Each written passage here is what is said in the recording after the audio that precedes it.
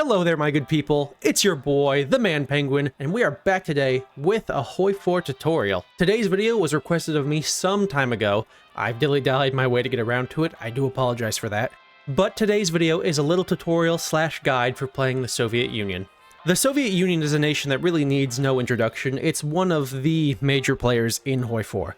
That being said, for new Hoi 4 players, or inexperienced, or those coming back, it can be a rather intimidating nation to play. It's vast, starts with some pretty nasty debuffs, and you do have to deal with political paranoia. These problems may seem overwhelming at first, but hopefully after this video you'll feel more confident in dealing with them. The guide will be lopped off into 4 parts: a general overview, a historical path, an aggressive path, and finally a any other useful thing I can think of section. I'm going to try and be as broad as possible with this, so that it can apply to any Soviet run you may do, whether historical or ahistorical, but for reference, I have never done an ahistorical Soviet path, so there may be some discrepancies or, wrongness. Political paranoia is the special feature unique to the USSR. Stalin decided he was done being Mr. Nice Guy, and instead wanted to be the menace to fifth columnists and wreckers. Seeing as the game gives you several paths to betray Stalin, perhaps his paranoia is justified. But anyways, dealing with it is relatively easy. It is slightly circumstantial to your playstyle, but you can't go wrong with focusing most of Stalin's attention on the Navy. The Navy is the least valuable part of your nation, so making them the punching bag is the best choice. Be careful about purging the administration. A lack of bureaucrats is a nasty debuff, but not nearly as bad as the head of the NKVD being purged. Every purged NKVD head adds an extra paranoia to Stalin, making paranoia harder to control and more costly. Also, make sure to keep up on purge-related focuses. You don't want to wait too long and let it get out of hand. The Soviets start out with some pretty rough debuffs, most of which you can't fully get rid of till you complete the purges, or get rid of Stalin. The Army and Air Force debuffs should be prioritized depending on how soon you're going to be at war. If you're playing an aggressive run, or a world conquest, focusing on chipping away at those debuffs, especially the air ones, early on is very important. If you're doing a historical or slow game, they can wait and you can instead focus on your industry slash political stuff. That actually segues nicely into your industry buffs. The Soviet industry lags behind the other world powers at the start of the game, but can very quickly be remedied by spamming either mills or civs depending on how you're playing. Also, the Soviets can very quickly get partial mobilization, which is a huge upgrade over civilian economy. And, as part of the Soviet focus tree, you can choose between internal design bureaus or foreign experts. I always go foreign experts simply because the buffs to construction, production, and consumer goods are very nice. Another tip, this one goes for any nation, but make sure to build your factories in states with high infrastructure. It helps them build quicker. But that's all the general stuff, so now we're on to the actual playstyles.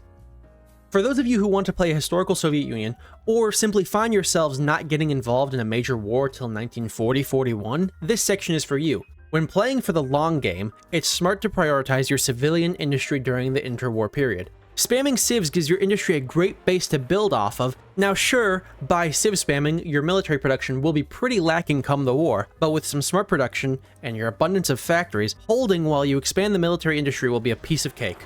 Production-wise, I focus most of my production on infantry equipment, you need men to hold the lines, and either tanks or planes during the interwar period. You could technically produce all 3 things, but for someone not great at the Soviet Union, it might just be easier to focus on 2 out of the 3, or even just infantry equipment. With infantry equipment production, you're going to want lots of support equipment, guns, arty, anti-air, and if you really want to, you can produce anti-tank.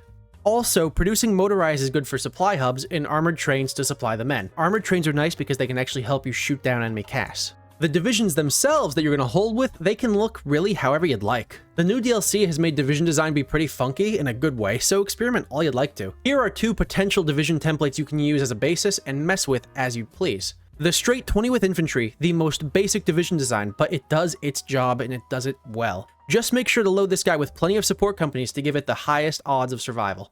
Another division you can design is the 7-2s, a relic of a bygone age of Hoi 4. The 7-2s dominated infantry divisions until, I think, the Waking the Tiger DLC. While not as good as they once were, they have come sort of back into fashion recently, especially with the various doctrine changes.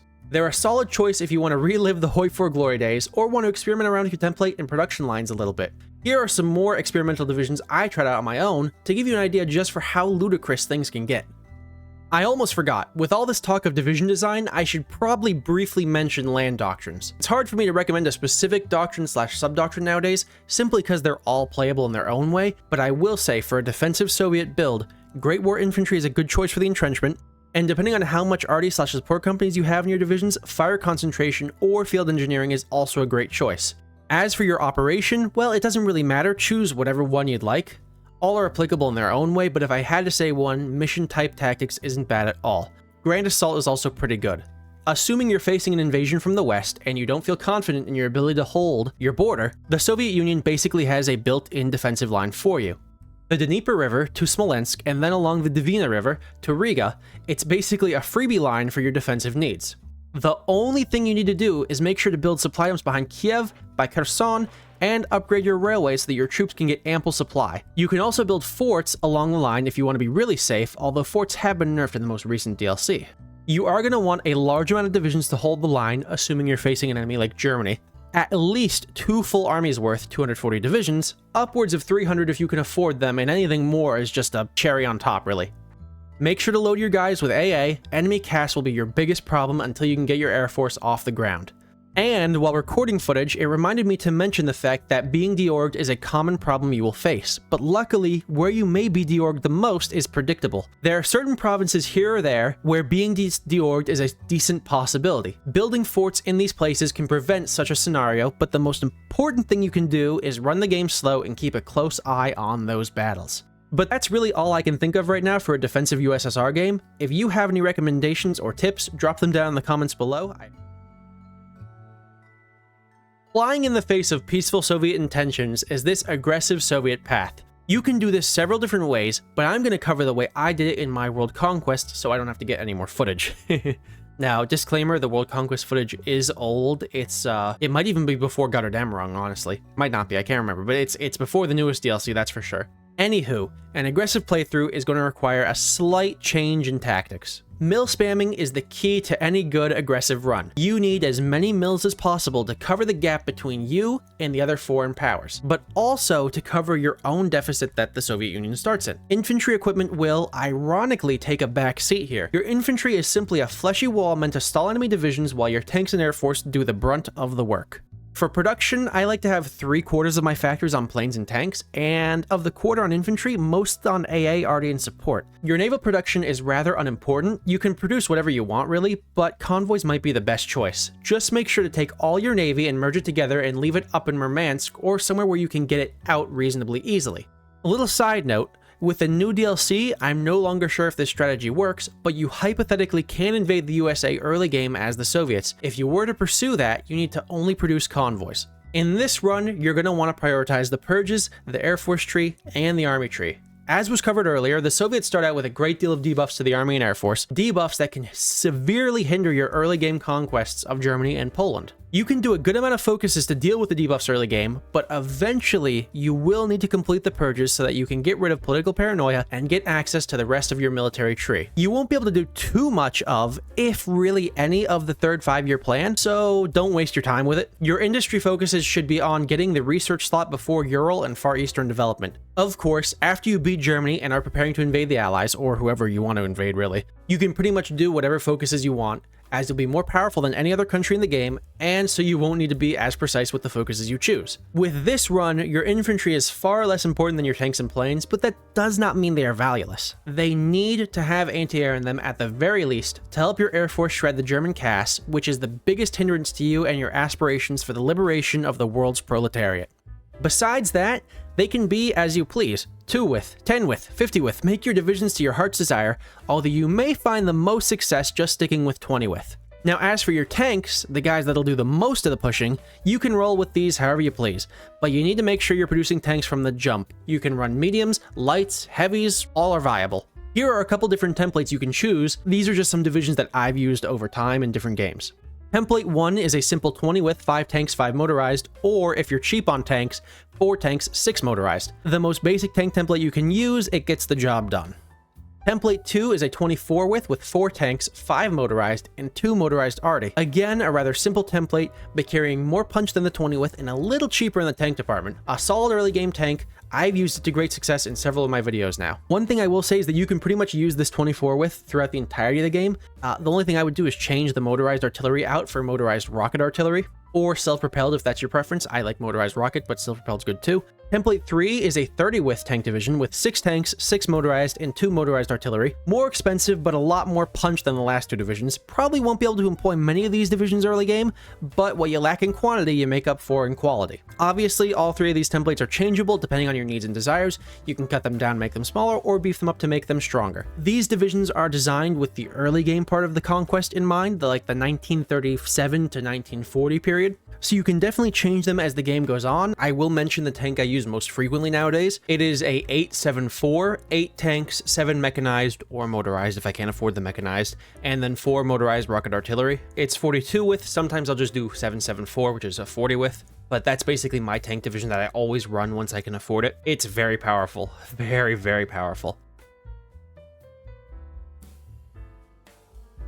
But that's the aggressive part of this tutorial done. Now I'm just going to finish this off with some tips I have about playing the Soviet Union. I want to talk about my plane design, from the basic airframes through to the sonic jet airframes, plus my naval composition. My air force is typically dominated by fighters and CAS. Looking at my career profile, 51% of my production goes to fighters, 36% to CAS, and 5% to naval bombers, the last 8% to other types of airframes. Typically, as the USSR, I will produce basic airframes at the start of the game. These usually look like 1 engine 2, 1 or 2 light machine guns, drop tanks or extra fuel tanks, and radio navigation. My improved airframes are nicer, engine 3s, heavy machine guns, self-sealing fuel tanks, extra fuel tanks, and either drop tanks or radio navigation. I like a lot of range with my planes, but I also like the night debuff that radio navigation gives. My advanced airframes are essentially the same as my improved airframes, just with engine 4s and the add-on of armored plates or radio navigation, depending on what I'm feeling. My modern airframes are as follows: 1 axial jet engine, 3 heavy machine guns or 2 improved cannons, self-sealing fuel tanks, extra fuel tanks, radio navigation, and drop tanks. Don't waste your time with the basic jet engine. It's not worth using over engine 4s, but axial jet engines are way better than any type. Make sure to get those.